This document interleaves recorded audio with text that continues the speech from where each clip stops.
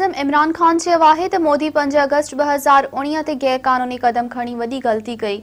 हाणे कश्मीरी इन सूरत हाल ते बीठा आहिनि जिते संदन आज़ादी अणतर आहे। मोदी समझो त दुनिया ख़ामोश रहंदी, पर केतिरी ताक़तवर क़ौमूं सिर्फ़ तकबुर सबब ई तबाह थियूं आहिनि। आज़ाद कश्मीर जे कानून साज़ असेंबली खे ख़िताब कंदे वज़ीर आज़म इमरान खान चयो त कश्मीरियुनि जी जिदोजहद सां ई वालरल कश्मीर आज़ाद थींदो, जेको जज़्बो पाकिस्तान में आहे।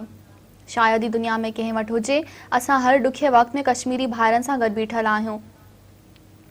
इमरान खान चयो त मोदी हिंदू तवा मुसलमाननि ख़िलाफ़ नफ़रत पखेड़े उन जे बुनियाद ते ई इलेक्शन खटी आहे। हुन पुलवामा वाक़े खे पाकिस्तान सां नफ़रत पखेड़ण लाइ इस्तेमालु कयो। हुन चयो त असां कश्मीर मसइले ते ॻाल्हियुनि लाइ दरवाज़ा खुलियल रखिया। भारत खे बि चयोसीं त अव्हां हिकु विख वधायो, असां 2 क़दम अॻिते वधी ईंदासीं, पर हुननि असांजे अमन वारी ख़्वाहिश खे बि ग़लति अंदाज़ में वरितो।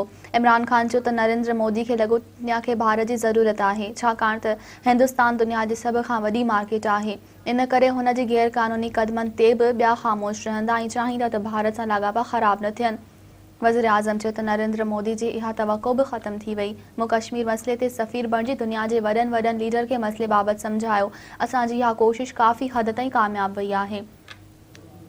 इमरान खान चयो त मोदी जी इहा बि वॾी ग़लती आहे त हुन 8 लख फ़ौजी वालरल कश्मीर में उमाणे छॾिया ऐं सम्झो त कश्मीरी डिॼी वेंदा, पर हुन खे इहा ख़बर न हुई त अहिड़नि क़दमनि सां कश्मीरियुनि जी आज़ादी वारी जिदोजहद अञा बि तेज़ थी वेंदी।